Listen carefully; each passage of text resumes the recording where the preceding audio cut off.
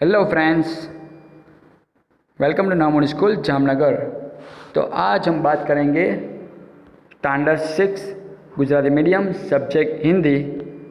उसमें lesson number 1 हमने देख लिया है। आज हम इस वीडियो में लेसन नंबर 2 यानी कि पोएम 2 एक जगत एक लोक के बारे में चर्चा करेंगे। तो चलो, एक जगत एक लोक। एक जगत, जगत यानी कि संसार, वर्ल्ड, विश्व, और एक लोक, प्रकृति के तत्व हम सबके लिए होते हैं। हम सबको समानता से रहना चाहिए,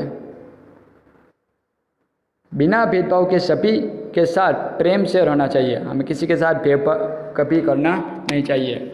ऊंच नीच, अमीर गरीब, धर्म जैसी चीज़ों के साथ कभी हमें भेदभाव करना नहीं चाहिए। सभी के साथ मिलजुल कर प्रेम से रहना चाहिए। आज मनुष्य की सोच अपनी दुनिया तक सीमित हो रही है। मनुष्य जैसे जैसे ज्ञान की प्राप्ति करता है तो धीरे धीरे उसकी जो सोच है वो दुनिया तक सीमित हो रही है ना। आज भारत में रहने वाला इंसान वर्ल्ड में जो भी उसने देश नहीं देखे वहीं तक पहुंचना चाहता है। जैसे कि आज हम बात करें, मंगल ग्रह की ओर इंसान रहने के लिए सोच रहा है, बराबर। तो इस काव्य का भाव राष्ट्रवाद की संकीर्णता से ऊपर उठकर विश्व बंधुत्व की भावना को विकसित करता है। चलो, इस पिक्चर में क्या दिखाया गया है? पहाड़ है यानी कि पर्वत, सूर्य, पेड़ पौधे, और ये जो साइंस है वो क्या है? अलग अलग धर्म की जो साइन इधर दी गई है। जैसे कि ओम हिंदू धर्म के लिए, ये पाकिस्तान इस्लाम धर्म के लिए, ये ख्रिस्ती धर्म के लिए, बराबर। और इंसान, पशु पक्षी सभी मिलजुल कर एक साथ रहते हैं।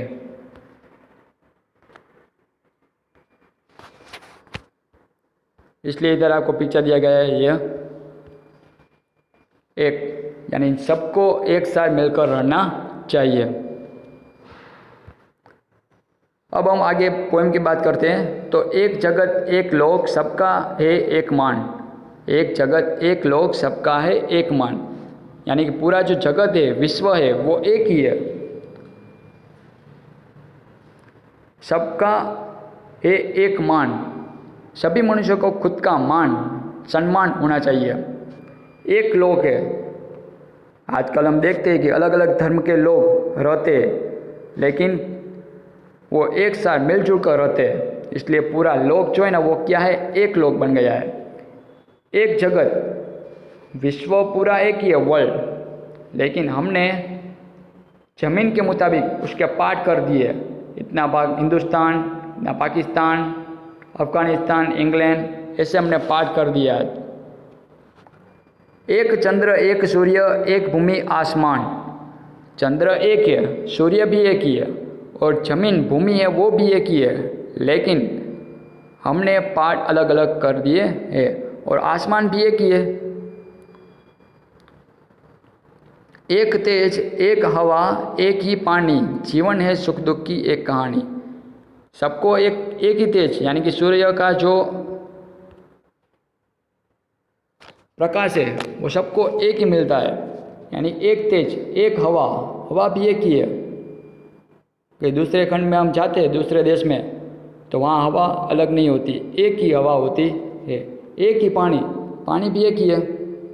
बस जीवन है सुख दुख की एक कहानी।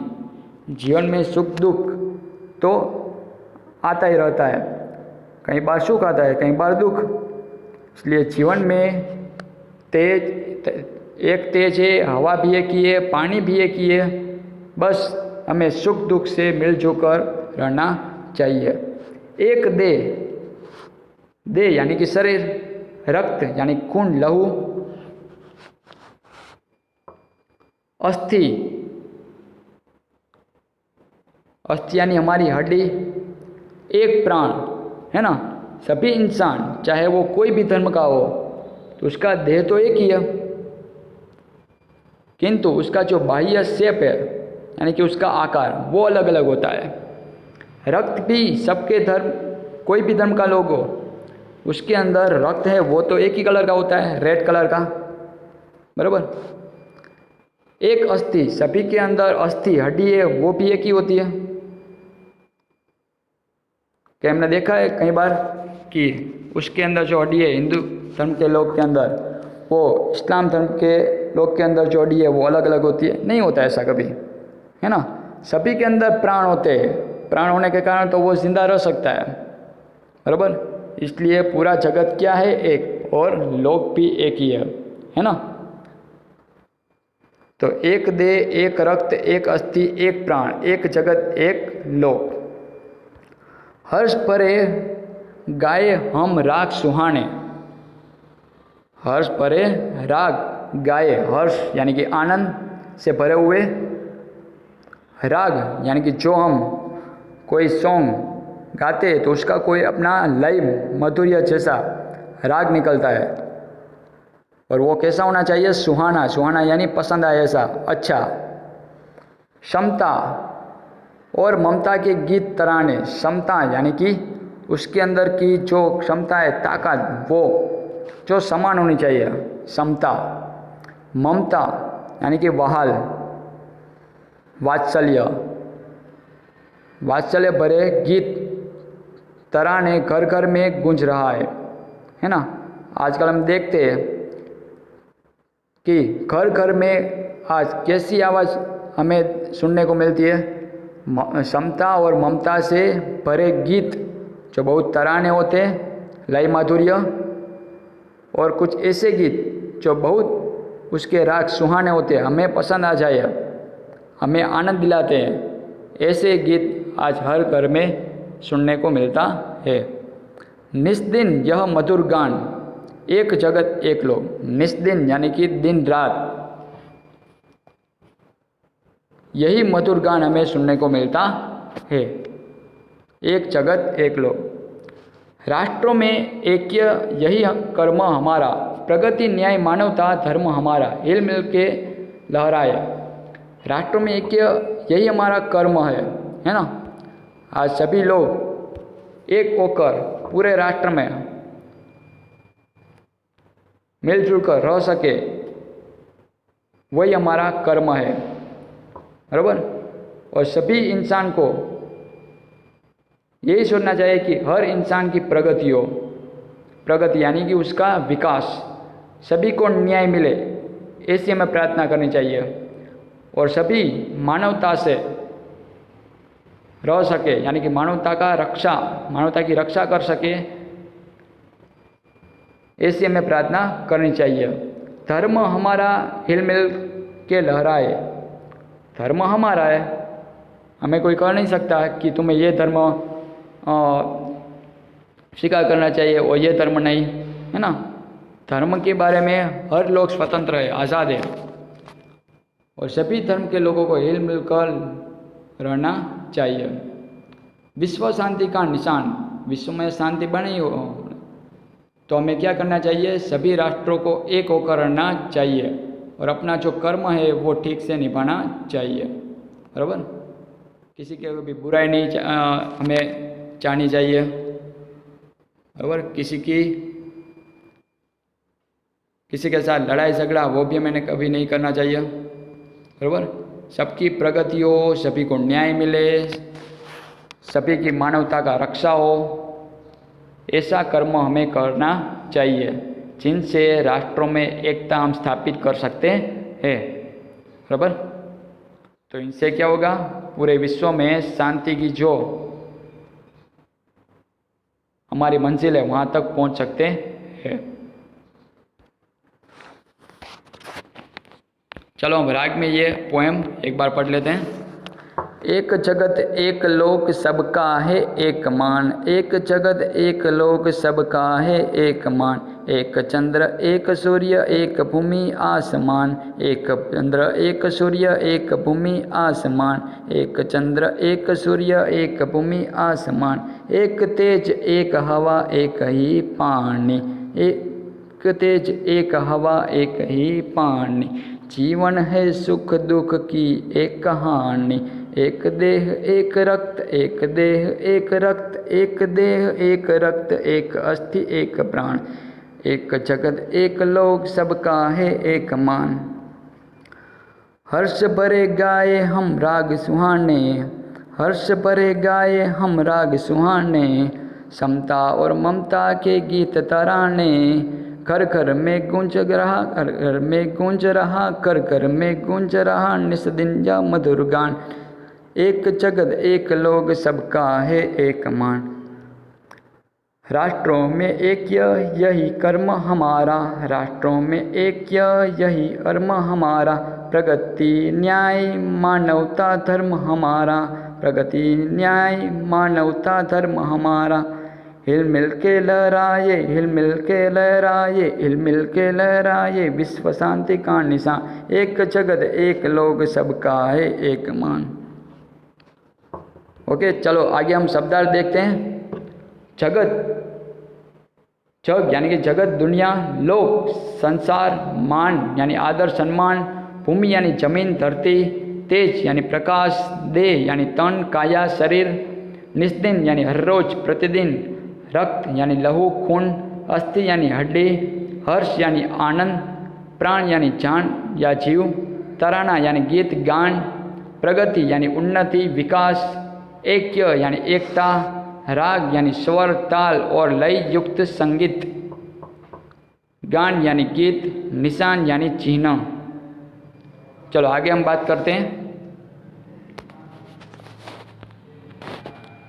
अभ्यास, निम्नलिखित प्रश्नों के उत्तर दीजिए। एक जगत एक लोक ऐसा कवि ने क्यों कहा है?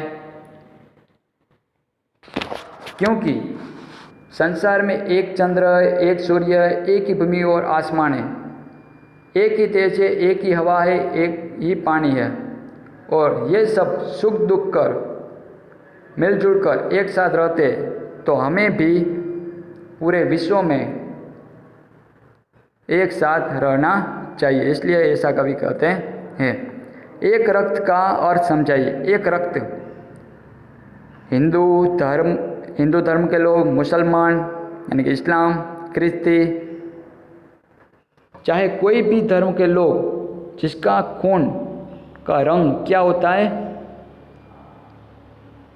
एक ही कलर का, यानी कि लाल रंग का। इसलिए सभी धर्म के लोग एक ही है, ऐसा कवि कहते हैं। हमारा धर्म क्या होना चाहिए? हमारा धर्म क्या है? सबकी प्रगति हो, सबको न्याय मिले और सभी की मानवता का रक्षा हो, बराबर, यही हमारा धर्म होना चाहिए। चलो, हमारा जीवन सुख दुख की एक कहानी, ऐसा कवि ने क्यों कहा है? क्योंकि आजकल हम देखते हैं सभी के जीवन में सुख आता है और कई बार दुख, लेकिन इनसे कभी हमें घबराना नहीं चाहिए, कभी डरना नहीं चाहिए और किसी के साथ लड़ाई झगड़ा करना नहीं चाहिए। क्योंकि आसमान में हम देखते हैं कि चंद्र, सूर्य, तारे, ये सब एक साथ मिलजुल कर रहते, इसलिए हमें भी इनसे ये सीखना चाहिए कि चाहे किसी भी प्रकार की आफत आए तो उनसे हमें कभी पीछे हट करनी नहीं चाहिए, क्योंकि हमारा जीवन सुख दुख की एक कहानी है। चलो आगे हम बात करते हैं। क्वेश्चन 2 ऊंचे स्वर में पढ़िए। सूर्य, सुख दुख, रक्त, अस्थि, प्राण, गाये, गुंज, हर्ष, ऐक्य, कर्म, प्रगति, लहराए, विश्व शांति। उसके बाद क्वेश्चन नंबर 3 क्या है हमारा? उदाहरण के अनुसार निर्देशित वर्ण से शुरू होने वाले शब्द बनाइए। चलो हम देखते हैं। क से कौवा, कमल, कागज, कौशल। तो ग से क्या होगा? गणेश, गमला, गीत और गज। उसके बाद ख से हम बात करें तो ख से घर, घड़ी, घटना और घंटी। उसके बाद च से चरखा, चमचा, चरण और चटाई। उसके बाद म से हम बात करें तो मकान, मोर, मगर और महल। चलो आगे हम बात करते हैं। चलो इसमें क्या है? शब्द सारणी, यानी कि हमें इनमें से वर्ड बनाने हैं। फॉर एग्जाम्पल एक आपको दिया गया है बाइबिल। चलो दूसरा हम देखते हैं।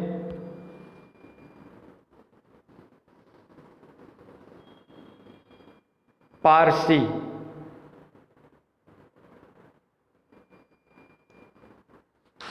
चलो उसके बाद महाभारत। उसके बाद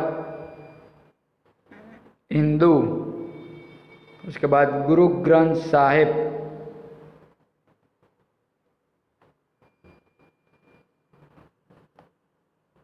सिख धर्म की जिसने स्थापना की थी वो गुरु ग्रंथ साहिब। महाभारत जो बहुत बड़ा महाकाव्य है, कृष्ण भगवान का एक पवित्र ग्रंथ, बराबर। भगवत गीता जैसा ही एक महाभारत जो धर्म की स्थापना के लिए एक युद्ध हुआ था। उसके बाद बात करें हम अवेस्ता, वो भी एक धर्म ही है। उसके बाद मस्जिद। उसके बाद मुस्लिम। उसके बाद साईं और रामायण। और उसके बाद मंदिर।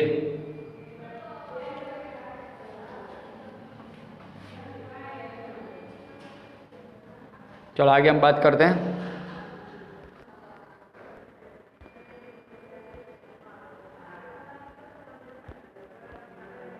चलो उसके बाद स्वाध्याय में निम्नलिखित प्रश्नों के उत्तर लिखिए। इस काव्य में प्रकृति के कौन कौन से तत्व हैं? चलो कौन कौन से तत्व आए थे? हाँ, चंद्र, सूर्य, भूमि, हवा, तेज, पानी, ये सभी तत्वों की बात की गई है। काव्य का शीर्षक एक जगत एक लोक क्यों रखा गया है? क्योंकि पूरे संसार में सभी धर्म के लोग एक साथ मिलजुल कर रहते हैं, इसलिए एक जगत और एक लोक ऐसा कहा गया है। आप इस काव्य को और कौन कौन से शीर्षक देना चाहेंगे तो वो आपको सोचकर लिखना है। सभी नदियाँ अलग अलग है, फिर भी कवि क्यों कहते हैं कि एक ही पानी? हाँ, आपको मालूम होना चाहिए कि जो रिवर्स यानी कि नदियाँ, वो सभी बारिश आने के कारण धीरे धीरे बहने लगती है, बराबर। उसके बाद ये नदी जो पूरी भर जाने के कारण कहाँ मिलती है? समुद्र में, यानी कि अंत में समुद्र का पानी समुद्र में ही नदियों से बहकर जाता है, इसलिए पानी क्या है? एक ही है ना। चलो आगे हम बात करते हैं। विलोम अर्थ वाले शब्दों के जोड़े बनाइए और उदाहरण अनुसार वाक्य में प्रयोग कीजिए। चलो शब्द पास तो दूर। उसके बाद क्या आएगा? शुभ तो अशुभ। उसके बाद चेतन तो जड़।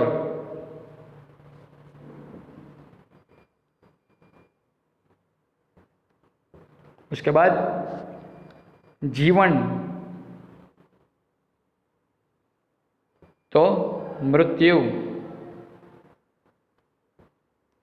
उसके बाद स्वामी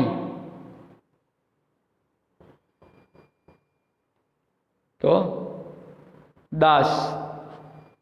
उसके बाद प्रकाश तो अंधकार। आ गया समझ में? चलो आगे हम बात करते हैं।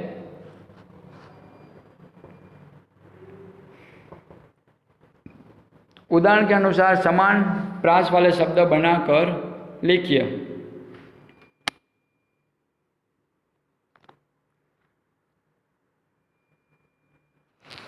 इनसे पहले हम बात करें, ये जो आपने विलोम शब्द देखे उनसे हमें कोई उदाहरण अनुसार वाक्य में प्रयोग करना है। जैसे कि मेरे घर के पास मीना का घर है, तो मीना का घर मेरे घर से दूर नहीं है। ऐसे दूसरा कौन सा आया था? शुभ तो अशुभ। ऐसे आपको सेंटेंस बनाना है। चेतन और जड़, ये ऑपोजिट वर्ड लेके हमें एक सेंटेंस बनाना है। उसके बाद जीवन मृत्यु के बारे में, जिसका जीवन है उसकी मृत्यु निश्चित है। बराबर? चलो आगे हम बात करते हैं। उदाहरण के अनुसार समान प्रास वाले शब्द बनाकर लिखिए। चलो, आना तो जाना, तो इनसे आपको कुछ वर्ड दिए गए। सुनकर, मेहरबान, सेठानी, बागबान, जेठानी, पढ़कर।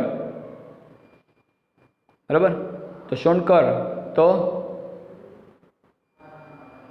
उठकर, हाँ। मेहरबान तो यजमान, या दूसरा कोई वर्ड।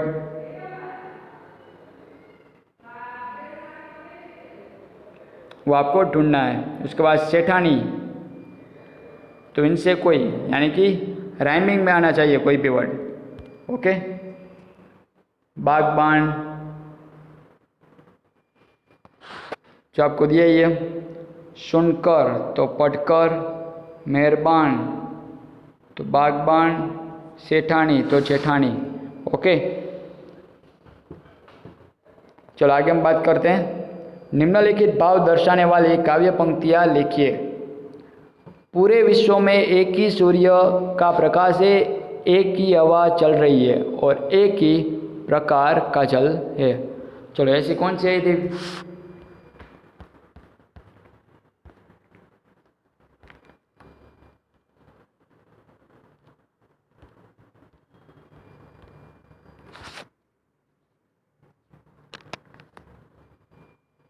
एक तेज, एक हवा, एक ही पानी, जीवन है सुख दुख की एक कहानी।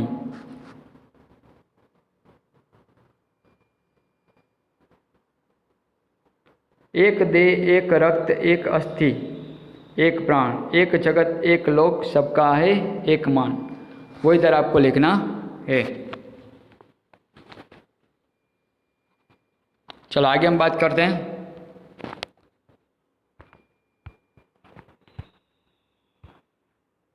समता का यह गीत पूरा विश्व हमेशा गा रहा है, तो ऐसी कौन सी आई थी हमें पंक्ति?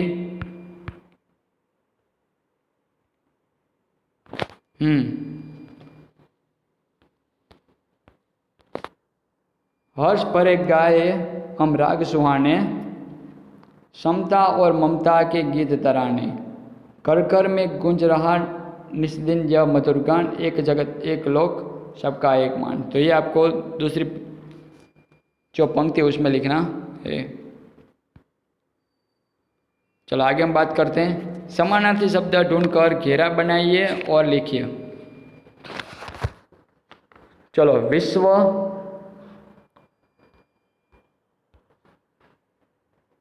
यानी कि लोक में आएगा ये। और ऐसा दूसरा कोई वर्ड है? दुनिया, तो फर्स्ट में आएगा ये। बरोबर? इधर विश्व लिखना है और इधर दुनिया। चलो, मान तो सम्मान,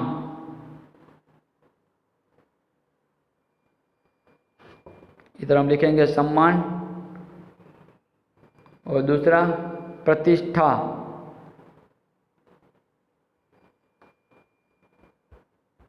ओके। चलो, निशान, निशान को क्या बोलेंगे हम? चिन्ह।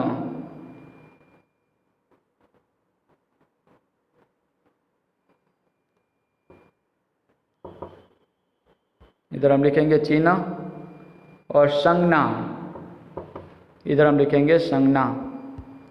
चलो हाथ, हाथ को क्या बोलते हैं? हस्त, इधर हम लिखेंगे हस्त। और दूसरा पानी, बराबर, पानी यानी भी हाथ ही होता है। चलो आगे हम बात करते हैं अंबर, अंबर यानी गगन, और इधर हम क्या लिखेंगे? दूसरा आकाश।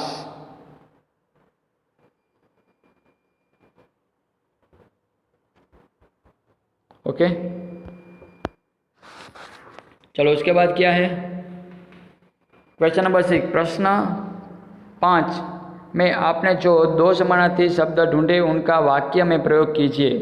जैसे कि हाथ पानी, तो सीता ने पानी से पानी पिया, बराबर, ऐसे आपको सेंटेंस बनाने हैं। उसके बाद क्वेश्चन नंबर 7, उसमें क्या है? नीचे दिए हुए चौरस में उदाहरण के अनुसार संज्ञा शब्द बनाइए और उनका वाक्य में प्रयोग कीजिए। चलो 6 से, तो फूल, यह सुंदर, यह फूल सुंदर है। चलो दूसरा हम देखते हैं कमल, तो तालाब में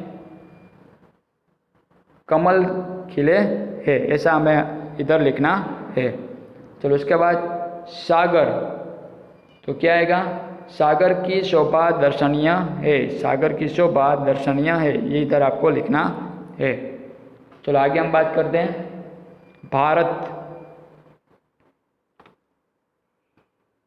भारत एक विशाल देश है, इधर आपको लिखना है। चलो आगे हम बात करते हैं हिमालय, हिमालय सबसे ऊंचा पर्वत है। उसके बाद आरती, मंदिर में सुबह शाम आरती होती है, वो आपको इधर लिखना है। भाषा सचता, इन वाक्यों को पढ़िए। लक्ष्मी आज स्कूल क्यों नहीं आई? शिक्षिका ने पूछा। वाह, गुड़िया तो बहुत अच्छी बनी है।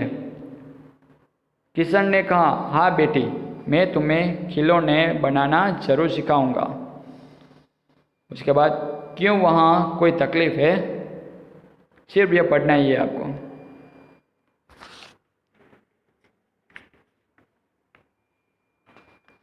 चलो आगे हम बात करते हैं पूर्ण विराम। मोहन ने पत्र लिखा, तो इधर जो है ना वो क्या है? फुल स्टॉप यानी कि पूर्ण विराम। तो कोई भी हिंदी का सेंटेंस पूरा होने के बाद ये साइन हमें करनी होती है। उसके बाद सीता स्कूल नहीं गई, इधर सेंटेंस पूरा हो गया, इसलिए यह फुल स्टॉप यानी पूर्ण विराम आएगा। अल्प विराम, जिसको इंग्लिश में बोलते हैं कोमा। अल्प विराम क्या होता है? अल्प विराम का प्रयोग वाक्य में थोड़ा रुकने का संकेत देने के लिए होता है, यानी कि हमारा सेंटेंस जो हम बोलते हैं वो अभी आधा हमने बोल लिया, आधा बाकी हो, तो हमें कोमा करके वो लिखना है पूरा sentence. Okay, for example, Ram, Sita और मोहन घर गए। मैं इधर सिर्फ इतना ही बोलूँ, राम घर गए, तो कोमा आएगा नहीं। लेकिन मैं बोलूँ राम और सीता, दो की मैं बात करूँ तो राम और मोहन, सॉरी, राम और मोहन घर गए। लेकिन मैं बात करूँ 3 पर्सन की, जैसे कि राम, सीता और मोहन, तो राम और सीता के बीच में क्या हमें करना है? कोमा। और उसके बाद जो दूसरा और तीसरा है, यानी लास्ट में जो बचा हो ना, उसके बीच में और आता है, यानी राम, सीता और मोहन घर गए। उसके बाद रोको मत, इधर एक सेंटेंस पूरा हो गया। जाने दो, ये इनसे जोड़ना है हमें, रोको मत, जाने दो, तो इधर से ये सेंटेंस पूरा होता है, इसलिए इधर हम करेंगे फुल स्टॉप और इधर क्या आएगा? कोमा। चलो आगे हम बात करते हैं प्रश्नवाचक चिन्ह यानी मार्क ऑफ इंट्रोगेशन। उसकी साइन कुछ ऐसी है। किसी भी व्यक्ति के कोई जानकारी प्राप्त करने के हेतु में उपयोग के लिए जाने वाला वाक्य के अंत में प्रश्नवाचक चिन्ह लगाया जाता है। जैसे किसी को कई बार क्वेश्चन होता है, प्रश्न होता है, तो उसका जो सेंटेंस है ना उसके पीछे कौन सी साइन हमें करनी है? क्वेश्चन मार्क की। जैसे कि आपको एग्जाम में क्वेश्चन पूछे जाते हैं तो क्वेश्चन में कौन सी साइन होती है? सेंटेंस के बाद ये क्वेश्चन की, बराबर। इसको बोलते हैं mark of interrogation, interrogative question, बराबर। चलो, जैसे क्या तुम विद्यालय गए थे, यानी कि तुम विद्यालय गए थे कि नहीं, हाँ कि ना, वो हमें आंसर चाहिए। इसलिए जो मैंने सेंटेंस बोला वो क्या है? क्वेश्चन वाला, यानी प्रश्नवाचक चिन्ह इधर हमें लगाना होता है। तुम क्या करते हो, तो इधर हमें क्वेश्चन लगाना है। चलो, विस्मयादि बोधक चिन्ह यानी मार्क ऑफ एक्सक्लेमेशन। कई बार ऐसा होता है कि हमें कोई चीज़ ऐसी दिखाई दो तो हमें आश्चर्य होता है, जैसे कि तृणा, सुख, दुख आदि भावों को प्रकट करने के लिए इसका प्रयोग होता है। जैसे अरे, बाप रे, वाह, शाबाश और हाँ, यानी कि अरे। तो ये सभी क्या है? हमें एक्सक्लेम होता है। एक्सक्लेम होने के कारण हमें इधर एक्सक्लेमेशन साइन लगानी होती है, जिसको हिंदी में बोलते हैं विस्मयादि बोधक चिन्ह। ओके, फॉर एग्जाम्पल, वाह, आपने तो कमाल कर दिया। वाह, तो ये शब्द जो है ना वो क्या है? हमें एक्सक्लेम बताता है। इसलिए इस वाह के बाद हमें क्या करना है? विस्मयादि बोधक चिन्ह लगाना है। उसके बाद हम बात करें, अरे क्या हो गया, तो अरे वो क्या है? एक्सक्लेमेशन, क्या हो गया, इधर से सेंटेंस पूरा हो गया, इसलिए फुल स्टॉप। और मैं बात करूं,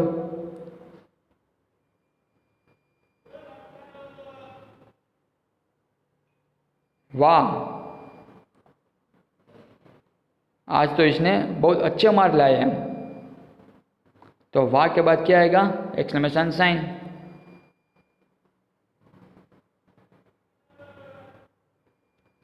उसके बाद योजक, योजक यानी कि हाइफन बोलते हैं उसको। योजक चिन्ह का प्रयोग कहाँ पर होता है? तो जो सामासिक शब्द होते हैं ना उसको जोड़ने के लिए इसका इस्तेमाल किया जाता है। जैसे कि सुख, दुख, ये दोनों ऑपोजिट है। माता पिता, पाप पुण्य, देश विदेश, भाई बहन, ऐसे कोई वर्ड आए तो उसके बीच में ये योजक चिन्ह लगाना होता है। सबके जीवन में सुख दुख आते हैं, तो सुख दुख के बीच में कौन सी साइन है? योजक की। माता पिता की सेवा अच्छी पूजा, या माता पिता की सेवा ही सच्ची पूजा, ये तो माता पिता के बीच में कौन सी साइन है? योजक चिन्ह की। ओके, चलो निर्देशक की बात करें। निर्देशक यानी क्या? कि जो निर्देश करता है, बताता है हमें। जैसे कि ग्राहक, इस पुस्तक का क्या मूल्य है? ग्राहक जो बोलता है ना, इसलिए ग्राहक के बाद निर्देशक की साइन की गई है। दुकानदार ये बोलता है क्या? कि यह 25 रुपये की है। ओके, इधर क्वेश्चन पूछा गया है, इधर आंसर। क्वेश्चन है इसलिए क्वेश्चन मार्क और इधर फुल स्टॉप, बराबर। आंसर है इसलिए। कोष्टक की बात करूँ, जिसको बोलते हैं इंग्लिश में ब्रैकेट। किसी शब्द का अर्थ स्पष्ट करने के लिए कोष्टक का प्रयोग किया जाता है। जैसे कि मैंने इधर लिखा, ये फर्स्ट सेंटेंस, ये सेकंड, बराबर। तो फर्स्ट के आगे पीछे मैं क्या करता हूँ? ये ब्रैकेट बनाऊँ, जिनसे हमें मालूम होता है कि ये फर्स्ट सेंटेंस है, ये सेकंड सेंटेंस है। ओके, अवतरण चिन्ह यानी कि इन्वर्टेड कोमास, इसका इस्तेमाल कब होता है? कि जो किसी का उपनाम हो, कोई महान ग्रंथ हो, कोई अच्छी पंक्ति हो, कोई रचना हो, या बड़ा सा कोई पुस्तक हो, तो उसको हाईलाइट करने के लिए हम क्या करते हैं? इन्वर्टेड कोमा लगाते हैं, बराबर। जैसे कि समझदार नन्ही पाठ के लेखक शंकर सुल्तानपुरी। तो समझदार नन्ही, ये जो पाठ मेन वर्ड है, इसलिए इसमें क्या लगाया गया है? इकरा, यानी कि इन्वर्टेड कोमा। इकरा यानी एक, कई बार दोहरा भी आता है, दोहरा यानी डबल इन्वर्टेड कोमा। इधर एक बात करते हैं हम, सूर्यकांत त्रिपाठी का उपनाम निराला है, बराबर। दोहरा की हम बात करें, किसी व्यक्ति के कथन को मूल रूप में उद्धत करने के लिए दोहरे उद्धरण चिन्ह का प्रयोग किया जाता है। जैसे कि महात्मा गांधी जी ने कहा है कि प्रार्थना ही आत्मा की खुराक है, यानी प्रार्थना है वही आत्मा का खुराक है। उसके बाद शास्त्री जी ने कहा, जय जवान जय किसान, जय हिंद, ये किसने दिया था? सुभाष चंद्र बोस ने, बराबर। तो उसमें भी हम क्या लगाएंगे? Double inverted coma. यानी कोई इंसान जब अपनी बात करता है, अपनी जो कोई सेंटेंस हो, तो उसके लिए हमें डबल इन्वर्टेड कोमा का इस्तेमाल करना होता है। चलो, वाक्यों में उचित विराम चिन्ह लगाइए। चलो, क्या आएगा? छी छी, तुमने यह क्या किया? तुमने यह क्या किया? तो इधर क्वेश्चन होता है, बराबर। वैशाली ने मयंक से कहा, इधर कोमा, कहा के बाद और डबल इन्वर्टेड कोमा में आएगा घर चलो। वाह, इधर एक्सक्लेम हुआ इसलिए एक्सक्लेमेशन साइन। मजा आ गया, इधर सेंटेंस पूरा इसलिए फुल स्टॉप। अरे, उसके बाद एक्सक्लेमेशन साइन। तुम नहीं गए, इधर क्वेश्चन है। अरे, तुम नहीं गए, इसलिए इधर आएगा क्वेश्चन मार्क। ओके, चलो आगे हम बात करते हैं योग्य विस्तार। चित्र में रंग भरिए और प्रकृति के बारे में चर्चा कीजिए।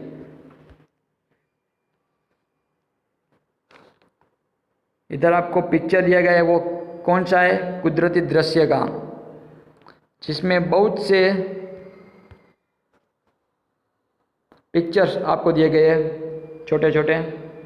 जैसे कि इधर एक मंदिर है, इधर दो लड़के जो है वो क्या कर रहे हैं?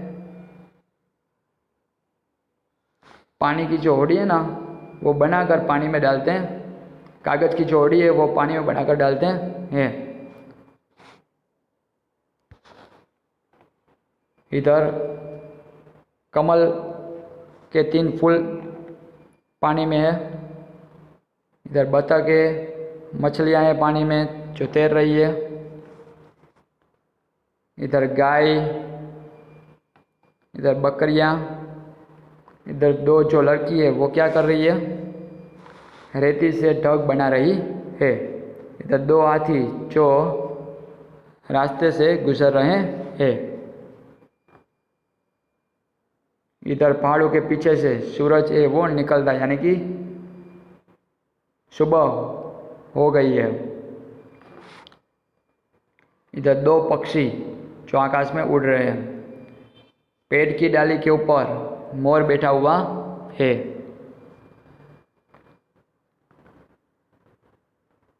इधर कई सारे घर आए हुए हैं और घर के पास में एक मंदिर आया हुआ है और मंदिर के पीछे एक पेड़ भी है। ओके, और इधर एक डाली में खिसकोली भी है जो इधर उधर हो रही है। ओके, तो ऐसे हमें सेंटेंस बनाकर ये चित्र के बारे में वर्णन करना है।